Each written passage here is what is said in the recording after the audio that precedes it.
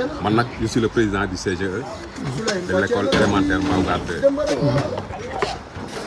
2. Le CGE bi ak bureau parents d'élèves yi foo xoolee daanaka benn ñoom ñooy taxaw ci taxawaayu école bi jàppale élèves yi enseignants yi ak directeur bi ci école bi ba tax na bon bi ñu ubbee ba léegi ñu ngi ci école bi set setal bi di nettoyer chaque dimanche ñu ñëw am lu ñu def beneen dimanche ñu ñëw am lu ñu def biir ndox la nekk donc loolu pour defar ko vraiment day laaj temps et puis day laaj aussi ay moyens loolu nag moom ñu ngi ci ñaan bon communauté bi nga xamante ni ñoom moom école bi parce que directeur bi moom ni mu ñëwee noonu lay demaatee enseignants yi aussi ni ñu ñëwee noonu la ñuy demee kon donc ñoom moomuñu école ñun ñi nga xamante ni ñoo dëkk ci commune bi ñun ñoo moom école bi may woo parents d'élèves yi di woo bonne volonté yi di woo anciens élèves yi nga xamante ni ñoo doon jàngee ci école bi depuis bi école bi sosoo ubbee ba léegi ñun ñëpp ñu fàttaliku ni école bi seen yëf la ñu taxaw ci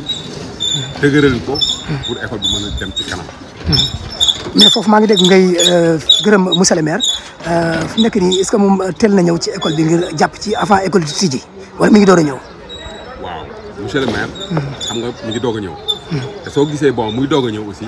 parce que école bi moment bi nga xamante ni taw yi day tegaloo. moment boobu kenn du mën def école bi. loo ci mënta def doo ko gis parce que taw bi ñëw ko yàq mooy li ma wax léegi rek ndox taw bi école bi dafa nekk presque ci suufu ci kaw ndox bi la nekk donc foofu doo ko def dara ci biir nawet bi léegi obligé bu nawet bi demee ba wàcc ci ngay mën def ay travaux di defaraat di kii fekk ndox bi dina xaw a wàññeeku bu baax mooy lii ñuy def nii asalaamaaleykum wa rahmatullah maa ngi leen di nuyu di leen ziar maa ngi tudd Ibrahima Makabu dëkk Tol Dias fii di jàngale ci école Medina Mbao Garte enseignant en langue arabe maay oustaz ci école bi ci oustaz yi laa bokk.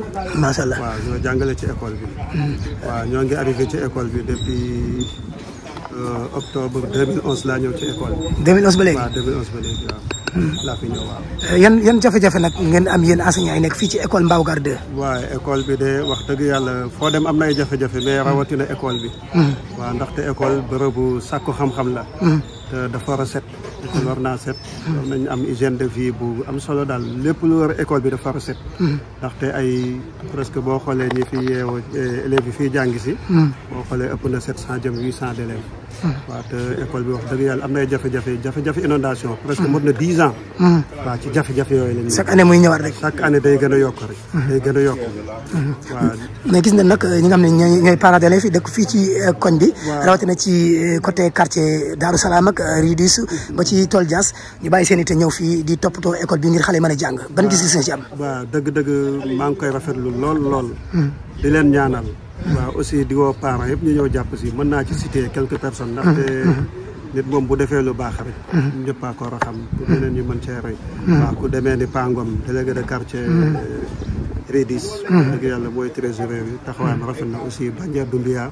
aussi ak grand Moustapha Sène. ak ñeneen ak ñeneen. waaw ñeneen ak ñeneen wax dëgg yàlla seen taxawaay rafet na ci école bi.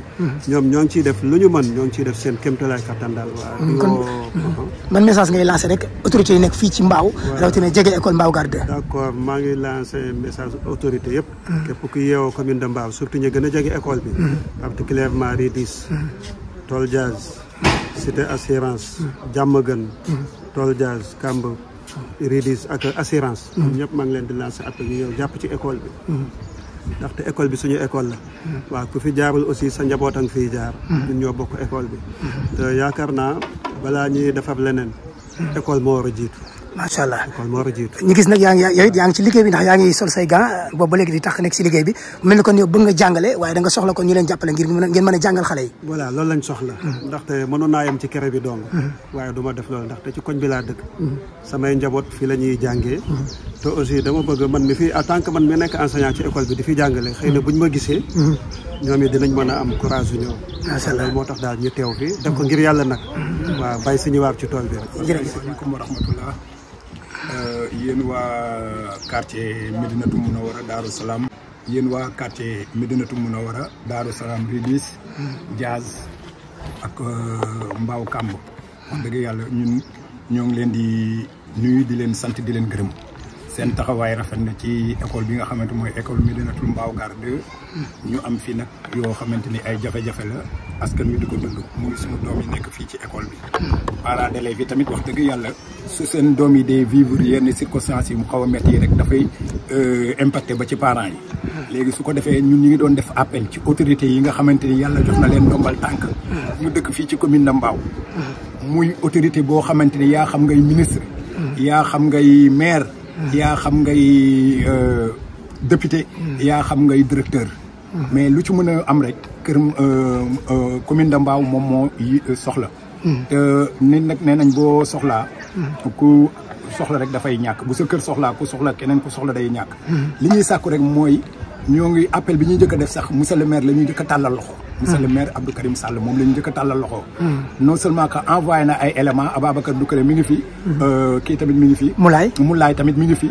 démb léegi Moulay mi ngi jaabante ci école bi wax dëgg yàlla indil nañu matériel ak lépp daal vraiment. mais li ñu dese rek moom mooy yeneen autorités yi nga xamante tamit ñu ngi fi nekk. ñu leen di tàllal loxo. parce que même keroog kii comment dirais-je Moustapha Ndiaye.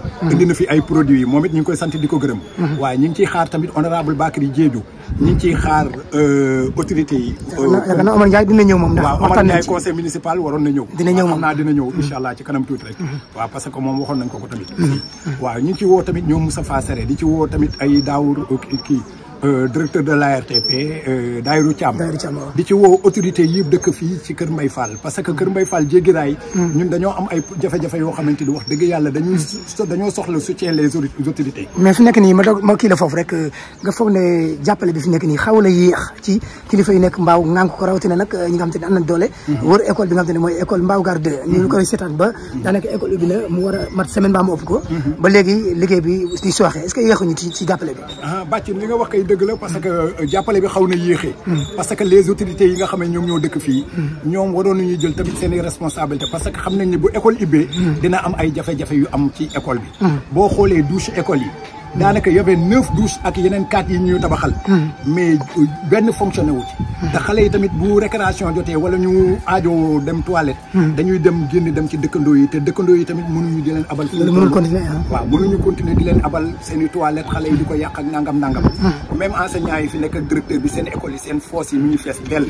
waa koñ bi boo leen gisee nii ñoom ñëpp dañoo bàyyi seen yitte ñëw jàpp ci liggéey bi pour mën a dimbali école bi boo xoolee ñoom Pathé ñoom Mouhamed Banja Doumbia di Bamba ñoom ñëpp dañoo bàyyi seen yitte ak Moussa Fassène nekk ci li nga xamante ni moom mooy liggéeyu taxawaayu école kon daal mu mel ni daal parents d'élèves yi nekk fii ci gox bi xaaruñu kilifa di yeex wala muy gaaw a ñëw ñoom dañoo tàmbalee di xaar gars yi jàpp ci non parents d'élèves yi moom xaaruñu kenn parents d'élèves yi moom dañuy def appel c'est-à-dire kenn ku ci nekk da nga koy jox cër maire bu waree yëg li ñu ko war a yëgal dañ ko yëgal mais yéen les autres autorités yi fi nekk bu ñu waree dégg tamit suñu appel dinañ ko dégg ñun lancé nañ ko ci message yi lancé nañ ko ci jàkk yi lancé nañ ko fépp ci quartier bi dégg nga mais ñun xaaruñu kenn parce que li ñuy bëgg rek mooy satisfaire école bi parce que école bi moo nekk ay jafe-jafe suñu njaboot ñoo fi nekk di jàngale ñoo ngi gërëm tamit ana grand Ababacar Doucouré parce que moom it tey jii dafa doon dem voyage ànd ak maire am mais biñ ko waxee jafe-jafe yi ñu dund fii wax dëgg yàlla dañu kon dafay toog dund ak ñun jafe-jafe yi moo tax tey ci suba bi ñu xëyee ñu gis ko ak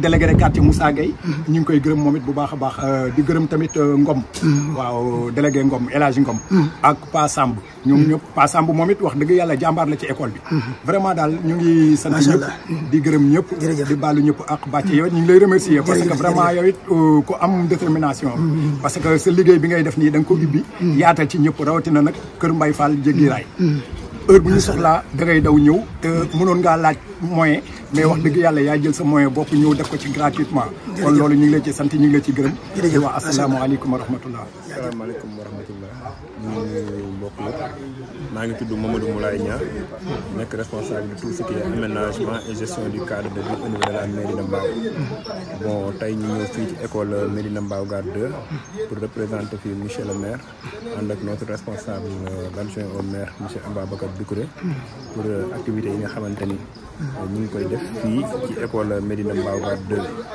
bon ñëw fii en tant que service technique nga xamante ni moom mooy représenté maire ci activités yi muy def yëpp fii au niveau de la commune jërëjëf. acca ñu gis nag ngeen ñëw tey ngir jàppale école bi di école Mbao Gare 2 mooy jàppale ngeen parents d'élèves yi lan moo waral yéexaay bi. waaw bon du ma ne yéex na sax parce que ñëwoon nañ fi ñun dañuy def chaque année bu école di waaj a tijji nañ def tour des écoles pour xool quelles sont les difficultés ak problèmes yi nga xamante ni maanaam ñoom la école yi di jànkonteel boo seetloo commune de Mbao am na bi ñuy wax 13 écoles élémentaires yoo xamante ni ñoo fi nekk tey bon 13 écoles yëpp it on essaie d'intervenir ci école yëpp tamit pour jéem a xool lan mooy problème yi ak lan mooy solution yi comme école élémentaire ci compétence mairie la nekk ñëw nañ fi avant école di tijji on a discuté avec le gardien discuté avec le directeur waaw waxtaan nañ ci problème yi nga xamante ni école bi moom lay jànkonteel bon on avait waa UCG ñëwoon nañ fi parce que demandé woon nañ leen appui ñëwoon nañ fi ba commencé def li nga xamante ni mooy désherbage mais biñ fi ñëwee nag ñun di def constat parce que tijjuluñu ñu woon école yëpp classe yëpp ñu xam on nous avait dit seulement que ni il y avait que 2 classes non benn classe astafurlah moo amoon problème ak bibliothèque bi loolu la ñu fi ñëwoon au début mais après ñu demee ba fur aussi après ñu ñëwaat fii ci lañ jéem ci lañ tijjee yeneen classe nag ñu doo gis ne actuellement yeneen classe am nañ problème léegi ñu ne gestion d'école tamit ñu sollicité ni ñoom dañoo bëgg a jàpp ci liggéey bi la mairie prêt accompagner leen indi leen matériel ñëw en tant que suñu jëm ñi pour accompagner leen pour ñu defar école bi daal kon daal mën nañ ne kon maire tardé wul parce que lu mat 13 écoles ni nga ko waxee ci commune Mbao mu war a dem fu nekk jàppale leen kon mi ngi ci liggéey bi boobu ba léegi kon noppalul waaw depuis avant école di tijji lañ commencé def pompage yi parce que am na école yoo xamante ni peut-être école bi sax nit ñi mën nañ dugg ba toog mais am na école yoo xamante ni tey boo demoon doo dugg sax ci biir kon yaakaar naa ni bon yooyu yëpp tamit ñu ngi ci doon intervenir pour jéem a xool nu ñuy def maanaam ba élèves yi mën a ubbi mën a jàng ci dans les meilleures conditions daal jërëjëf Moulay